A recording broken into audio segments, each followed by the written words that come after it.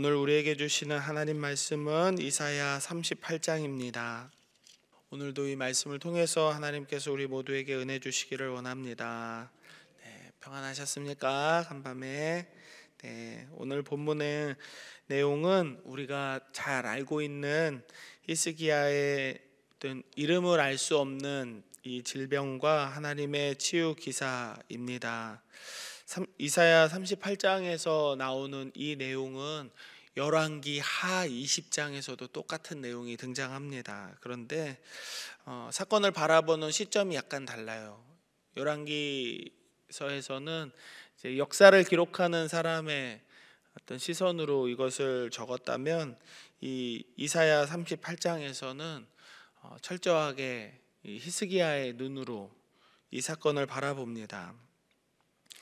히스기야가 병들어 죽게 되었을 때 선지자 이사야는 하나님 말씀을 대언하면서 이렇게 이야기합니다. 1절 말씀 중반부부터 한번 눈으로 보실까요?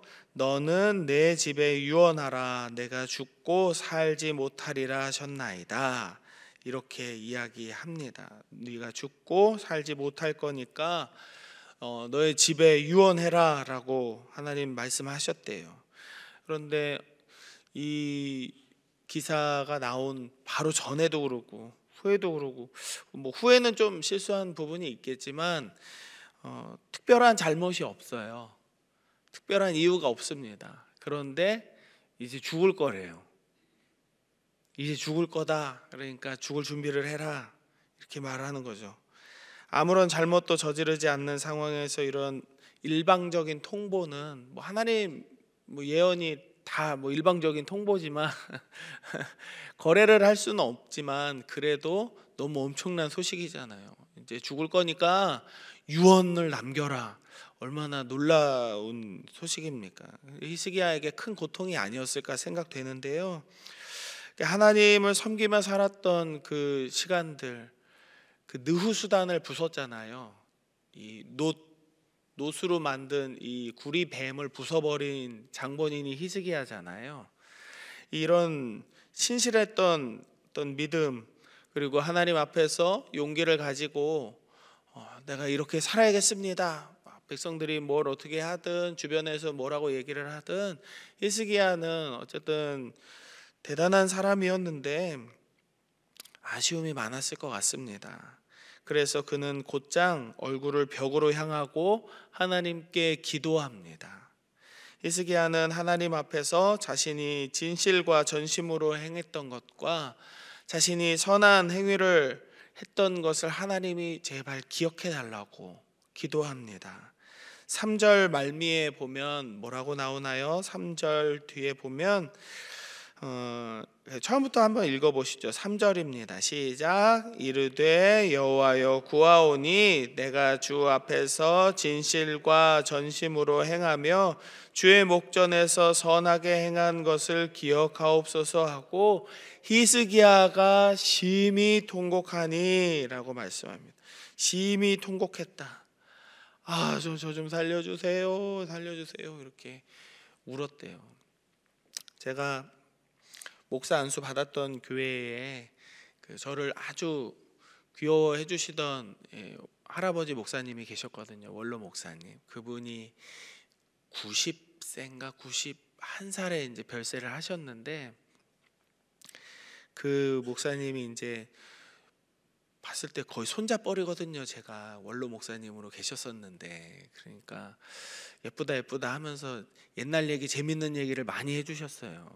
그러면서 이제 저한테 하루는 목사님 믿음 잘 지키쇼 이렇게 얘기를 하시는 거예요. 그러면서 하셨던 말씀이 본인보다 더 연세가 많으신 선배 목사님이 이제 다들 은퇴한 상황에서 돌아가실 때가 얼마 안 남은 것 같아서 요양병원에 계신다 그래서 마지막으로 한번 보고 오자 그러고 이제 그분이 부산에 사셨는데 서울에서 이렇게 알고 지내던 몇몇 후배 목사님들과 함께 거기 요양병원에 찾아가셨대요. 근데 다 70 넘은 80 넘은 할아버지들이셨어요. 근데 우리 이렇게 사역할 때 교회에서 담임할 때 이렇게 저렇게 믿음의 본을 보이셨던 분이니까 마지막도 어떻게 하고 계실까, 기도하고 계실까, 막 찬양하고 계실까, 이렇게 막 기대 아닌 기대를 하고 가셨었나 봐요. 그런데 이제 간호사랑 의사랑 붙잡고 막 소리를 지르고 계셨대요. 그래서 무슨 소린가, 목사님 왜 그러세요? 이렇게 가서 이렇게 붙잡았는데 나 좀 살려줘, 나 좀 살려줘 그러면서 소리를 지르고 계셨대요. 그래서 그 후배 목사들이 너무 민망하니까 아유 목사님 저희 왔어요 그러면서 이제 조금 있으면 천국이 있으니까 우리 하나님께서 평안한 시간을 주실 걸 기대하면서 기다리십시다. 우리 목사님 위해서 기도하려고 후배들이 다 이렇게 왔습니다. 이제 좀 있으면 천국 갈 거예요. 이렇게 말씀을 드렸대요. 그랬더니 그 목사님이 네가 봤어, 네가 봤어. 어딨어? 나는 살고 싶다. 그런 게 어딨어?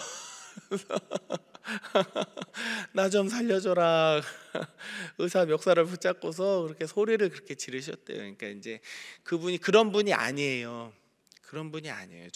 저를 예뻐해 주신 저 있던 교회 그 원로 목사님도 6.25를 다 겪으시고 총도 쏴보시고 사람도 죽여보시고 별별 일을 다 겪으셨어요.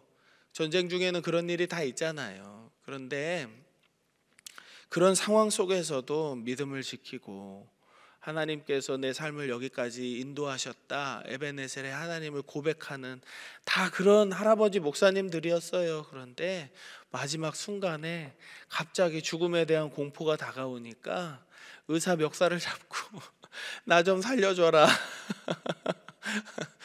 천국이 가까이 왔습니다 했는데 네가 봤어, 천국이 어딨냐 그래서 소리를 그렇게 지르셨대요. 히스기야는 얼마나 무서웠을까요? 당사자한테, 하나님한테 너 이제 죽을 거야 이 말을 들었을 때 얼마나 무서웠을까요? 근데 저는 이 말씀을 어릴 때 이렇게 묵상해 보면 잘 솔직히 이해가 안 됐거든요. 이렇게 하나님 잘 믿고 살아가는 사람들이 하나님이 부르신다는데 뭐가 이렇게 서운해서 크게 울었을까? 뭐가 그렇게 서운했을까? 왜 울었을까? 잘 이해 안 됐어요. 여러분은 혹시 이거 이해되셨나요? 왜 울었는지? 그냥 죽기 싫어서? 제가 조금 전에 말씀드린 그 할아버지 목사님처럼 네가 봤어 하는 마음으로 그렇게 울었을까요? 왜 울었을까? 왜 울었을까? 단순히 삶의 미련이 많이 남아서 그랬던 것일까요? 아니면 죽음이 두려워서 그런 죽음을 허락할 수밖에 없는 하나님이 원망스럽고 미워서 울었을까요? 근데 정확하지는 않지만 주석가들은 이렇게 이야기합니다. 아마도 이때 이 병이 걸렸을 때 히스기야의 아들인 므낫세가 태어나기 전이었을 것이다, 이렇게 말하는 사람들이 있습니다.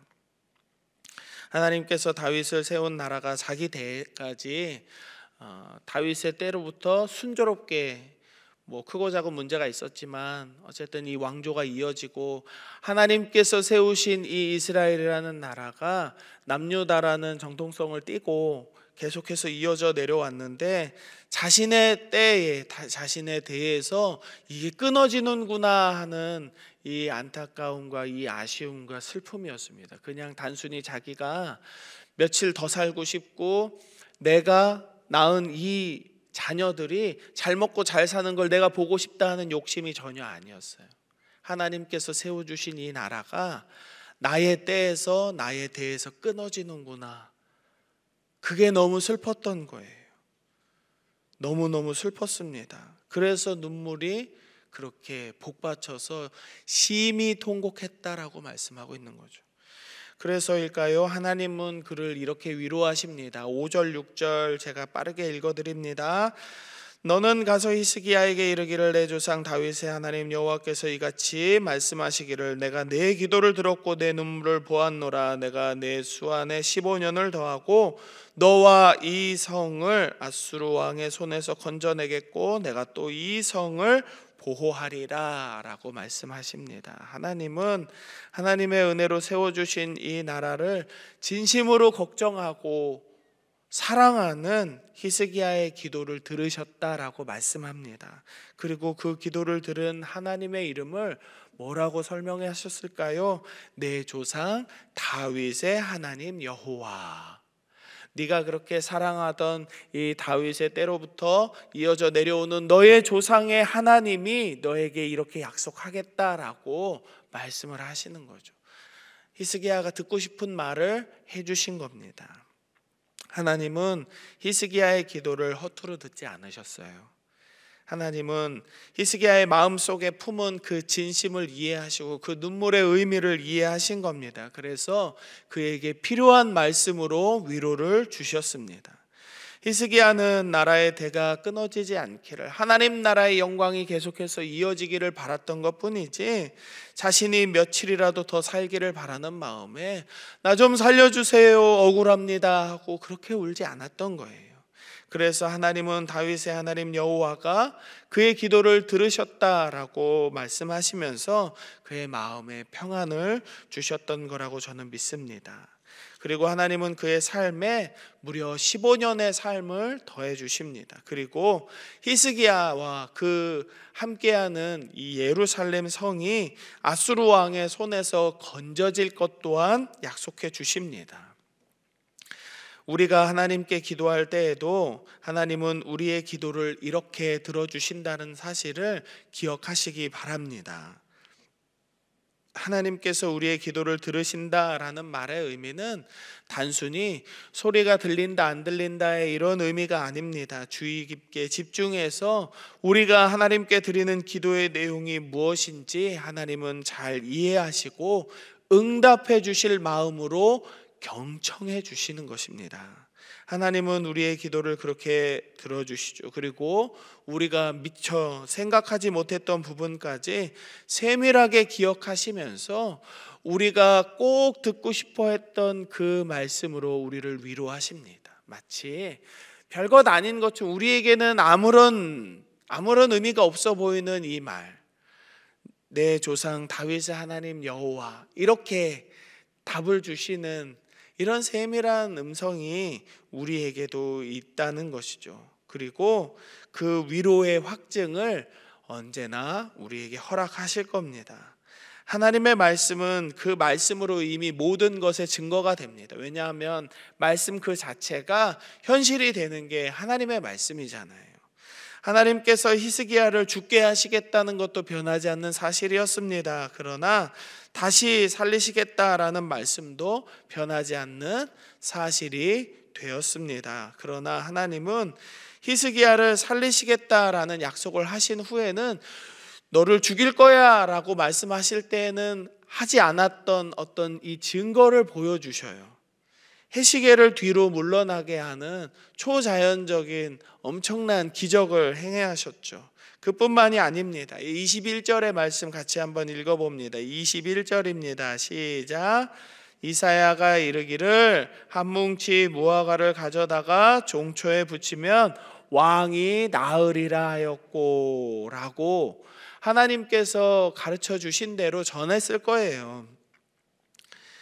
히스기야의 환부에 무화과 뭉치를 붙이면 나을 거다라는 처방을 해주셨대요.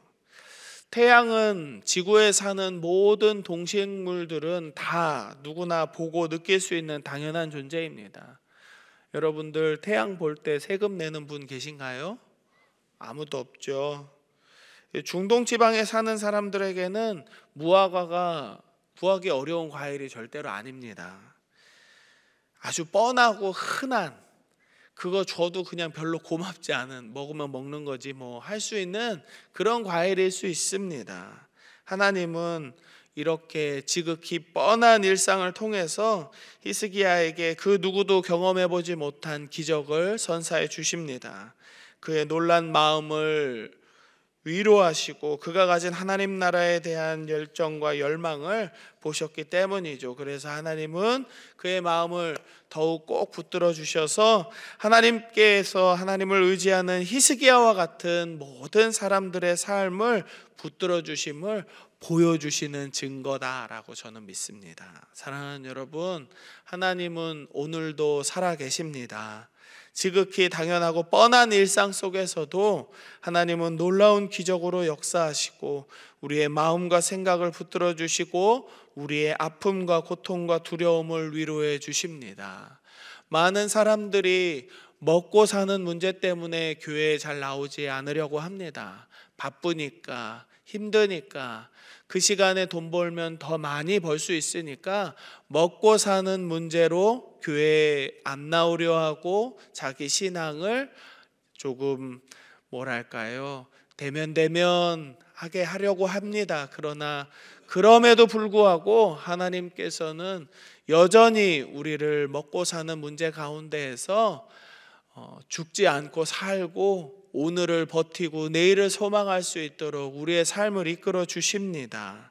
하나님을 붙들고 의지하려는 모든 이들에게 지금도 그분의 살아계심을 나타내시면서 누구에게라도 뻔한 일상, 누구에게라도 당연한 것들을 통하여서 특별한 기적들을 경험하게 하시는 거죠.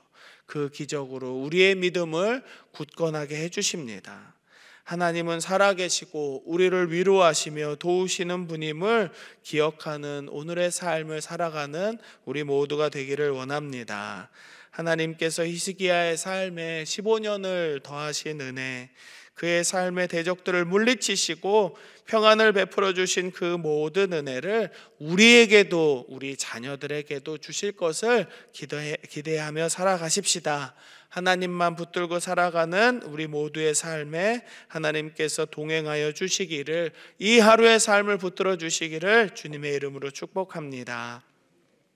기도하겠습니다. 이 시간 세 가지의 기도 제목으로 함께 기도하기를 원합니다. 한 가지는 아주 작은 일에도 뻔한 일상에도 우리와 함께 하시며 놀라운 기적으로 우리에게 힘과 능력을 주실 하나님만 의지하는 하루하루를 살게 하여 주옵소서 기도하십시다. 그리고 두 번째로는 이제 내일부터 중고등부 겨울 수련회가 진행되는데 중고등부 겨울 수련회 외에도 많은 우리 다음 세대 아이들 부서의 겨울 사역 안에서 하나님 능력으로 우리 아이들에게도 변화와 복이 넘치는 놀라운 시간 되게 해달라고 기도하시고, 마지막으로는 이제 이번 주부터 주일부터 담임 목사님 설교 시작하시고 다시 사역 시작하시는데 우리 담임 목사님 완전히 회복될 수 있도록 붙들어 주시고 모든 치유를 기다리는 환우들에게 은혜를 달라고 세 가지 놓고 잠깐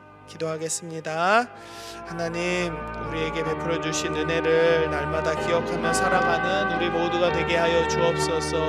우리가 믿음 안에서 하나님 좌로나 우로나 치우치거나 흔들리지 않도록 언제나 하나님께서 주의 성령으로 우리를 강건하게 붙들어 주시기를 원합니다. 주님, 누구에게나 보일 수 있는 태양빛으로, 그리고 어디서나 구할 수 있는 무화과 과일로서 하나님께서 저들을 살리시겠다는, 히스기야를 살리시고 회복시키시겠다는 놀라운 증거와 은혜를 베풀어 주심같이 우리의 삶에도 뻔한 일상처럼 보이는 일이라 하더라도 하나님 살아계시고 하나님 지금도 나와 함께 하신다는 믿음의 증거들을 보게 하여 주옵소서. 그리고 그 믿음을 통하여서 날마다 하나님 주신 사명을 잘 붙들고 살아가는 우리들이 되게 하여 주시옵소서. 놀라운 기적으로 우리에게 힘과 능력을 주실 하나님만을 의지하는 이 하루의 삶을 살게 하여 주옵소서. 내일부터 중고등부 아이들 그리고 우리 다음 세대의 모든 부서들이 겨울 수련회와 사역을 시작합니다. 하나님, 이 겨울 사역 안에서 하나님 은혜 허락하여 주시기를 원합니다. 놀라운 하나님의 은혜로 아이들의 속사람이 변화되고 성장하는 믿음의 시간 되게 하여 주시고, 준비하는 모든 부서의 교육자들과 교사들 함께 기도로 함께 이 모든 일에 동역하는 부모님들과 모든 성도들을 아버지 기억하여 주시어서 하나님, 이 때에 우리 아이들이 하나님의 사람으로, 믿음의 사람으로 올곧게 잘 성장할 수 있도록 주여 역사하여 주시옵소서. 사랑하는 담임 목사님을 기억하여 주셔서 무사히 돌아올 수 있도록 그 발걸음을 인도하여 주심에 감사를 드립니다. 이번 주일부터 설교 시작하며 하나님, 이제 하나님께서 맡겨주신 사역을 또한 감당하실 텐데 하나님, 맡겨주신 모든 사역 잘 감당하실 수 있도록 하나님 기름 부어주시고 충만케 하시고 강건하게 하여 주셔서 그 건강이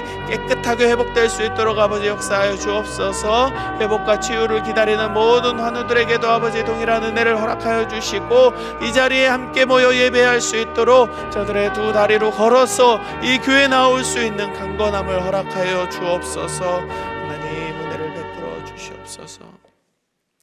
하나님 오늘도 우리에게 은혜 주셔서 말씀으로 이 하루를 시작할 수 있도록 인도하여 주심에 감사를 드립니다. 우리가 아주 작은 일에도 하나님을 경험할 수 있는 하나님 민감한 은혜가 있기를 원합니다. 민감하게 주의 성령의 일하심을 바라볼 수 있는 눈과 귀가 있기를 원합니다. 주여, 그래서 놀라운 기적으로 우리에게 힘과 능력을 허락하실 하나님만을 바라보는 신실한 믿음의 일꾼들 다 되게 하여 주옵소서. 우리 자녀들의 삶에도 이 은혜를 허락하여 주시고 특별히 이번 주부터 시작되는 겨울 사역들 안에서 하나님의 은혜가 풍성하게 이 교회의 다음 세대 아이들에게 부어지기를 원합니다. 주여, 주의 성령으로 충만케 하시고 말씀으로 새롭게 되는 귀한 시간들 보내게 하여 주시옵소서. 담임 목사님의 건강을 완전히 회복시켜 주시기를 원하고 이전보다 더욱더 강건한 몸과 마음으로 하나님께서 맡겨주신 모든 사역 잘 감당하는 우리 목사님 되게 하여 주옵소서.